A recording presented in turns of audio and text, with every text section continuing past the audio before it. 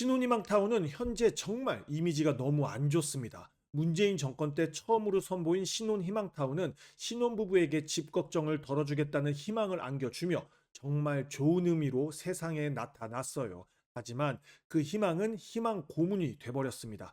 지금까지 사전 청약을 진행한 신혼희망타운은 37곳이지만 본 청약을 진행한 단지는 10개 단지도 안 됩니다. 장난치는 것도 아니고 신혼부부일 때 당첨되고 다 늙어서 입주하게 생겼어요. 물론 지금은 없어졌지만 사전 청약은 절대로 믿으면 안 됩니다. 신혼희망타운의 가장 안 좋은 점은 이게 아니죠.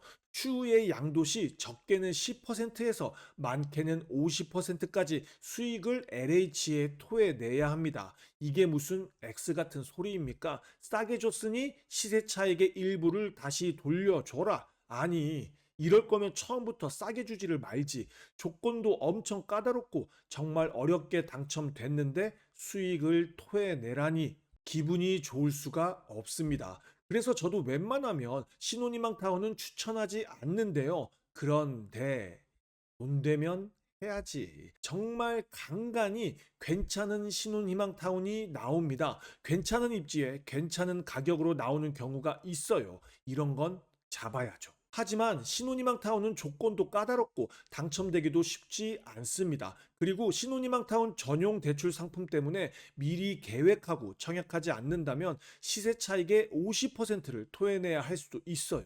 지금부터 신혼희망타운에 대한 모든 걸 아주 쉽게 알려드릴 테니 반드시 끝까지 꼼꼼하게 시청하시길 바랍니다. 시작하기 전에 구독, 좋아요, 알림 설정까지 부탁드릴게요.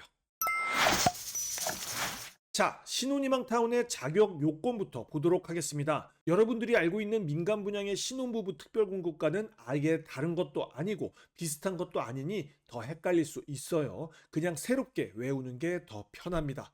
먼저 신혼부부, 혼인 중인 자로서 혼인기간이 7년 이내 또는 6세 이하 자녀를 둔 자, 혼인기간이 7년이 넘었어도 6세 이하의 자녀가 있다면 신청할 수 있습니다.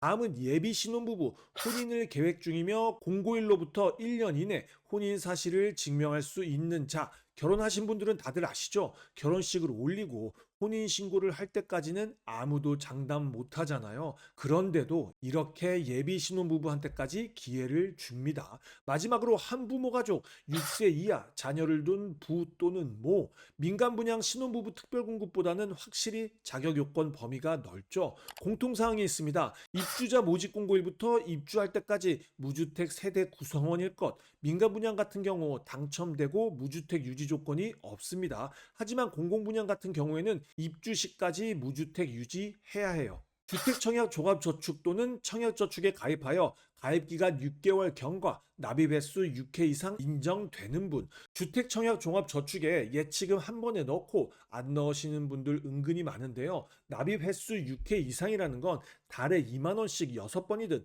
달에 50만 원씩 6번이든 6회 이상 납입해야만 자격이 됩니다. 자, 이제 가장 머리 아프게 하는 소득 자산에 대한 얘기인데요. 가장 먼저 소득 자산은 반드시 본인이 직접 확인해야 합니다. 본인의 소득 자산을 본인이 체크해야지 왜 자꾸 질문하는지 모르겠어요. 전년도 도시근로자 월평균 소득의 130% 이하인 분, 본인 및 배우자, 예비 배우자가 모두 소득이 있는 경우 200% 이하. 소득 같은 경우는 본인과 배우자의 소득을 확인하고 반드시 해당 입주자 모집 공고문에 나와 있는 전년도 도시근로자 가구당 월평균 소득 기준표와 비교해 봐야 합니다. 총 자산, 토지 플러스 건물 플러스 자동차 플러스 금융자산 플러스 부채 합계액이 3억 6,200만 원 이하인 분, 소득 자산 정말 머리 아프죠? 반드시 본인이 꼼꼼하게 체크해야 합니다. 여기서 출산 가구에는 소득 자산 기준이 완화됩니다. 23년 3월 18일 이후 출산한 자녀가 1명인 경우 10%, 2명 이상 23년 3월 27일 이전 출산한 자녀가 있는 경우 포함인 경우 20% 가산하여 소득 및 자산 기준 완화됨. 소득의 경우 본인이 속한 구간에서 10%, 20% 가산할 수 있습니다. 이 기본 요건뿐만 아니라 조금 이따 볼 우선 공급 배점표, 가구 소득에서도 10%, 20% 가산할 수 있습니다. 그리고 자산에서도 10%, 20% 가산할 수 있어요. 23년 3월 28일 이후 출산한 자녀가 1명인 경우 3억 9,700만 원 이하, 2명인 경우 4억 3,100만 원 이하. 요즘 청약에서 출산 안 하면 서러워서 살 수가 없습니다. 지금까지 신혼희망타운 자격 요건에 대해서 알아봤는데요. 지금까지 알아본 건 정말 기본적인 자격 요건입니다. 당첨이 되기 위해선 이 기본적인 자격 요건 가지고는 어림도 없어요. 지금부터 당첨자 선정 방식을 알려드리도록 하겠습니다.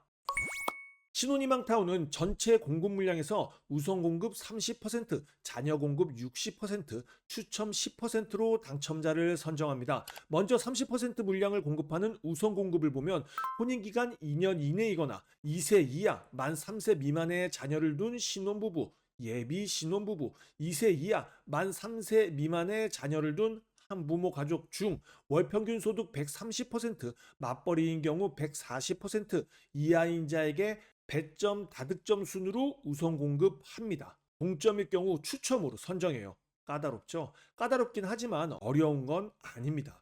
우선 공급 배점표를 보면 가구 소득 3점, 해당 지역 연속 거주 기간 3점, 주택 청약 종합저축 납입 횟수 3점으로 총 9점 만점입니다. 가구 소득은 70% 이하, 맞벌이일 경우 80% 이하일 때 3점인데 23년 3월 28일 이후 출생한 자녀가 있다면 10%, 20% 가산되는 거 기억나시죠? 그리고 주택청약 종합저축 납입 횟수는 24회 이상이 3점입니다. 적어도 2년 이상 넣어야 3점 받는 겁니다. 우리가 원하고 가고 싶어하는 단지는 당연히 9점 만점이어야겠죠. 다음은 60% 물량을 공급하는 자녀 공급을 보겠습니다.